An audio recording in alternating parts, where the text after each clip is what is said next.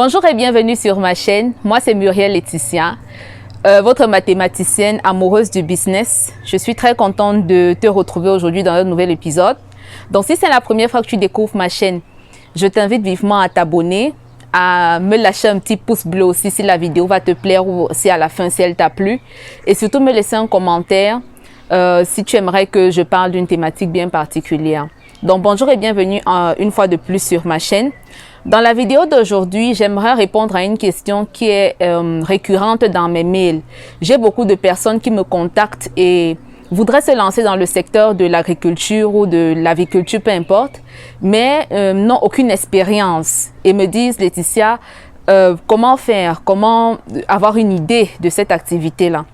Donc, avant de commencer la vidéo d'aujourd'hui où j'aimerais partager avec toi une idée de business dans laquelle moi-même je me suis lancée il y a de cela quelques temps et aussi, pour être honnête, l'idée en fait qui a été la porte d'ouverture pour moi-même pour commencer mon aventure agricole, j'aimerais partager avec toi quelques chiffres qui aujourd'hui, n'est-ce pas, ont un peu affolé mon cerveau. Et pardon pour le bruit, je suis là dans mon jardin, donc il y a les voitures qui passent derrière.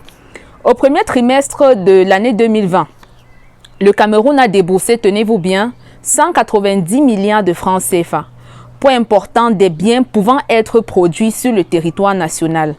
Cela représente environ 1 100 000 tonnes de biens qui ont été importés au Cameroun, c'est-à-dire partant de que ce soit partant des chaises, hein, même les chaises en bois jusqu'au savon, passant par la nourriture et consorts. Je vais vous donner quelques chiffres là dans le détail. Donc nous avons ici 5 700 tonnes ou 57 000 tonnes, autant pour moi, de poissons congelés ont été importés au Cameroun pour un montant d'environ 39 milliards de francs CFA. Nous avons 115 000 tonnes de riz qui a été importé au Cameroun seulement au premier trimestre de l'année 2020, c'est-à-dire au mois de janvier, février, mars 2020. Je vous laisse donc multiplier par 4 pour avoir à peu près les volumes et les montants qui ont été déboursés tout au long de l'année 2020. C'est-à-dire 115 000 tonnes de riz ont été importées au premier trimestre de l'année 2020 au Cameroun pour un montant de 33 milliards de francs CFA. 473 tonnes de maïs ont été importés. Semoule de maïs, savon, meubles en bois, pardonnez-moi le petit bout de papier. 7 580 tonnes de tourteaux de soja importés au Cameroun pour un montant de 1,7 milliard de francs CFA. Le sucre, 15 575 tonnes pour un montant de 3,9 milliards de francs CFA en 3 mois. Et pour finir, et ce n'est pas tout, la liste vraiment, je ne pouvais pas la détailler ici, tout la détailler ici. 386 tonnes de jus de fruits ont été importés pour un montant de 400 millions de francs CFA. Donc, et ça, ce n'est pas tout. Donc, quand j'ai eu connaissance de ces chiffres aujourd'hui, moi-même qui suis active dans le secteur de l'agriculture et de l'élevage, je me suis dit qu'il fallait à tout prix que je fasse cette vidéo pour partager avec vous ce business-là qui pourrait intéresser plus d'une personne. Alors, de quoi s'agit-il maintenant que nous avons ces chiffres-ci? Donc, c'est quoi ce business-là? Ça s'appelle le crowd farming en anglais et c'est très populaire au Nigeria où ce business-là, les startups se multiplient tous les jours. Moi, j'ai eu connaissance de ce business il y a de cela quelques années et c'est aussi où j'ai puisé mon inspiration pour trouver les financements pour mes propres activités. Il faut savoir que quand quelqu'un veut entamer un projet agricole, la plupart du temps, c'est le financement qui est vraiment qui pose un gros casse-tête, je vais le dire ainsi. Parce que entre les équipements, entre les terres arables, entre la technologie, entre le personnel qualifié, entre l'expertise, ça fait beaucoup de choses.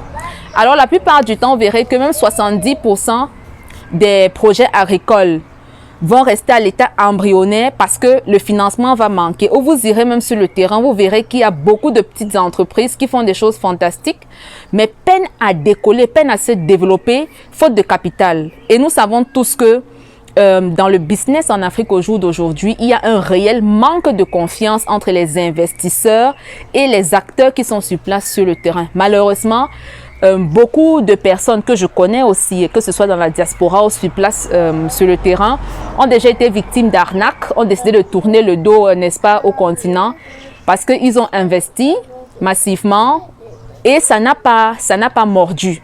Faute de confiance, ils se sont fait rouler dans la farine ou voilà, ça n'a pas décollé. Mais ce business-ci aujourd'hui que je veux, dont je veux te parler, le crowdfarming, qu'est-ce que c'est exactement? Le principe est simple. Donc, contrairement au fundraising, donc collecte des fonds en français, fundraising, qui permet à des investisseurs, ou à des investisseurs dans ce cas, si des agriculteurs ou des éleveurs ou je ne sais pas, tout acteur de l'activité agricole, de collecter des fonds et l'injecter directement dans son business. Le business, si en fait, te permet de te positionner comme intermédiaire. C'est-à-dire, toi, tu es la personne qui va établir ce rapport de confiance qui manque entre les investisseurs. Peut-être, je dirais, des personnes de la diaspora ou toute personne qui possède des capitaux, mais n'a pas l'expérience pour commencer le business. Donc, tu te places comme intermédiaire entre la personne qui a l'argent et les petites fermes qui sont au Cameroun ou bien, je ne sais pas, dans d'autres pays de la sous-région, parce que je suis suivie quand même dans plusieurs pays de la sous-région. Tu te places comme intermédiaire et tu permets à ces personnes qui ont peu d'expérience et veulent investir que peu, n'est-ce pas, dans l'activité, de pouvoir se lancer. Parce que si tu joues sur la loi de love big numbers, en français, la loi des grands nombres, voilà, tu peux permettre aux investisseurs de limiter les risques et établir un cadre juridique, un cadre légal avec les fermes avec lesquelles tu collabores ou les exploitations agricoles avec lesquelles tu collabores et comme ça donner certaines garanties aux investisseurs qui vont eux injecter et au travers de cette loi des grands nombres limiter, n'est-ce pas, les risques qu'ils prennent quand ils investissent de l'argent dans ces fermes ou dans ces exploitations agricoles. C'est un business par lequel j'ai commencé mon activité il y a de cela quelques années parce que j'ai réuni des fonds grâce à des personnes qui ont cru en moi pour lancer le projet. Et il y a de cela quelques temps, je me suis aussi lancée dans un mini projet pilote où, n'est-ce pas, je permets au travers de mon activité avicole surtout, à certains intéressés ou à des personnes en qui je vois du potentiel de s'approvisionner chez moi et je leur fournis un encadrement et je permets comme ça à ces personnes-là de sortir aussi du chômage, de nourrir leur famille parce que c'est ça vraiment qui moi me motive dans mon élan entrepreneurial. N'est-ce pas, te donner l'exemple concret et ça ce sera un exemple parmi d'autres d'une entreprise qui le fait déjà très bien basée au Nigeria.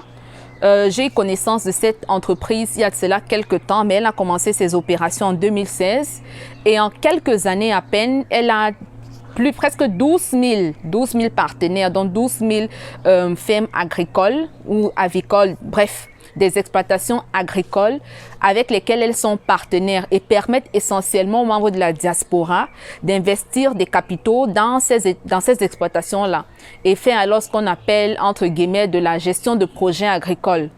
Donc, tu vois que il y a moyen, n'est-ce pas, de gagner de l'argent dans l'agriculture, même sans avoir de terrain, même sans avoir une expertise précise dans l'agriculture, juste en mettant en relation des intéressés, des personnes, elles, qui sont déjà professionnelles dans le secteur. Et qu'est-ce que cette entreprise-là fait?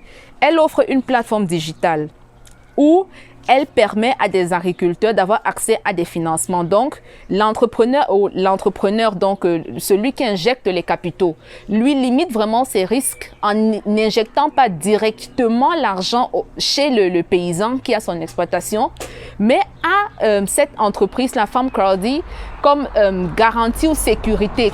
N'est-ce pas, c'est un cadre légal qui est établi et la personne ainsi limite ses risques. Et c'est plus facile de cette manière-là pour les gens de la diaspora qui ont souvent un pouvoir d'achat élevé de facilement injecter de l'argent dans des micro-projets comme ça.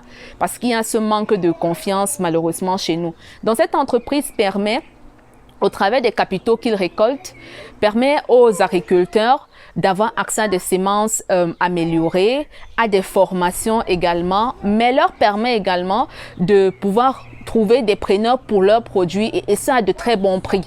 Vous voyez donc ensemble, si nous mettons tous la main à la pâte, il y a moyen de diminuer ce taux de chômage qui est très inquiétant chez nous. Quand on voit dans les quantités qui sont importées chez nous, Nous voyons donc que nous sommes très loin de ce n'est même pas seulement de l'autosuffisance alimentaire, de l'autosuffisance en tout. Nous sommes très très loin de l'autosuffisance en tout au Cameroun. Et je pense que c'est la même chose dans les pays voisins. Donc, je vous encourage vraiment à méditer sur ce que je viens de vous présenter parce qu'avec les chiffres que nous voyons, il y a clairement tout à faire. Il y a du potentiel à chaque coin de rue. Vraiment, mettons-nous ensemble. Si ta force de frappe ne suffit pas, rejoins-nous. Mettons nos forces ensemble pour sortir vraiment notre pays de cet engrenage-là. On ne peut pas avoir autant de chômeurs au Cameroun avec ce genre de chiffres que je vois en 3 mois. Ce n'est pas possible. Ce n'est pas possible parce que toute cette importation qui est faite, tous ces produits que nous faisons venir de l'extérieur peut clairement être produits sur place. Encourageons les entreprises locales. Encourageons le Made in Cameroun, encourageons le Made in Africa. Consommons local, valorisons nos entreprises locales, valorisons les entrepreneurs locaux, valorisons les technologies locales. Arrêtons d'importer jusqu'à la technologie que nous pouvons concevoir sur place. Mettons la main ensemble pour optimiser ce qui est déjà là. N'est-ce pas? Je me dis, ce n'est qu'ensemble que nous pouvons y arriver. Donc, c'est cette idée de business que je voulais partager avec toi aujourd'hui. Parce que ça me tient à cœur que, voilà, l'Afrique sorte de l'obscurité et que toute la pauvreté et toute la souffrance que je vois verser là-bas en Afrique, avec tout le potentiel que moi je vois étant entrepreneur sur le continent, j'aimerais vraiment que ça change. Donc, si la vidéo t'a plu, lâche-moi un pouce bleu, ça fait toujours plaisir. Laisse-moi aussi un commentaire, ça me donne toujours le sourire. Et j'ai hâte de te retrouver dans mon prochain épisode. Surtout, abonne-toi à la chaîne et reste en santé. Ciao, ciao.